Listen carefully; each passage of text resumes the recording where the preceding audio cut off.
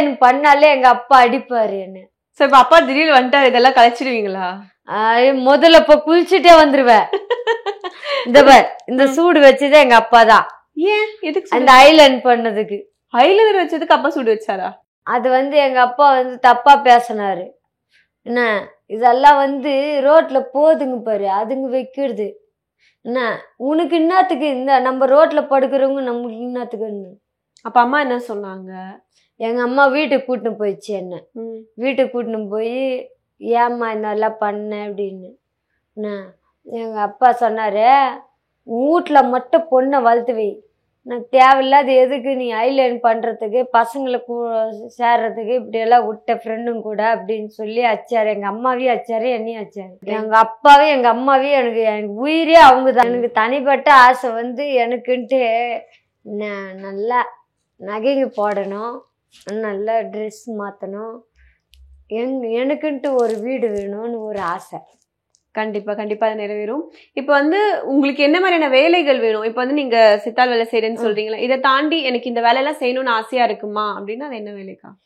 எனக்கு இந்த மாதிரி செய்யணும் ஆசை இருக்குதானே, அந்த வீடு இருந்துச்சேன்னா அதே வேலைக்கு போனாதான் எனக்கு. இப்போ நம்ம பெரிய பெரிய இடத்துக்கு வேலைக்கு போனோன்னு வை, நம்மளுக்கு கொஞ்சம் திமிரு வந்துடும். பழைய வேலையிலேயே இருந்தோன்னு வையன், அதோட வருத்தம் தெரியும் நம்மளுக்கு ஏழைங்கன்ட்டு.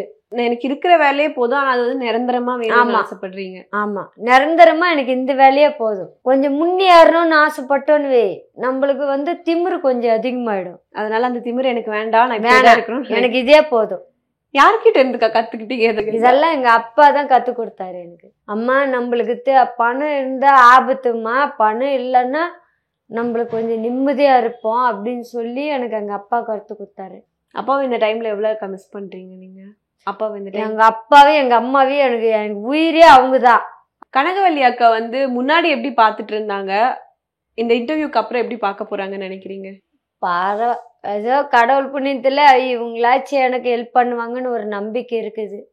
இப்ப மக்கள் 4 பேர் 4 விதமா பேசுவாங்கன்னு சொல்லுவாங்க இல்லையா, அப்பேற்பட்ட மக்கள் கிட்ட நீங்க என்ன சொல்லணும்னு விரும்புறீங்க? எல்லாரும் எனக்குன்ட்டு ஒரு ஹெல்ப் பண்ணீங்கன்னா போதும், உங்க பிள்ளைங்க மாதிரி. சில பேர் உங்களுக்கு சப்போர்ட் பண்றவங்களும் இருப்பாங்க, சில பேர் உங்களை எதிர்த்து பேசுறவங்களுமே இருப்பாங்க.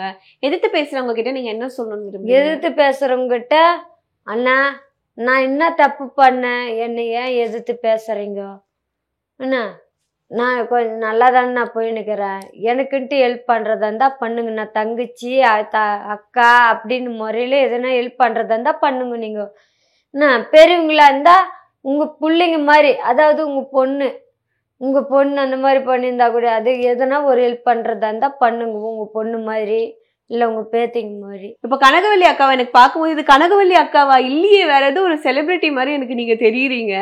ஸோ எப்படிக்கா இருக்கு உங்களுக்கு? இவ்வளோ அழகா நீங்க மாறி இருக்கீங்கல்ல, இது எப்படி இருக்கு? அண்ட் நாளைக்கு உங்ககிட்ட யாரா கேட்பாங்களே எப்படிமா அந்த மாதிரி ஒரு மாற்றம் உங்ககிட்ட இருந்துன்னு கேட்டா என்ன சொல்வீங்க?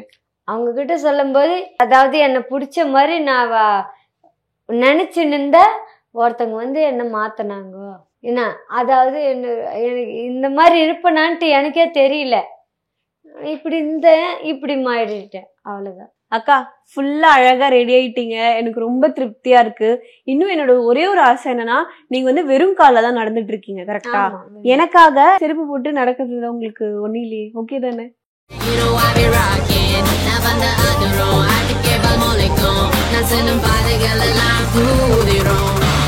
எனக்கு மேக்கப் போட்டு நான் ரெடி ஆகணும்னா கூட இந்த அளவுக்கு ஆர்வமா இருந்திருப்பேன்னு தெரியல.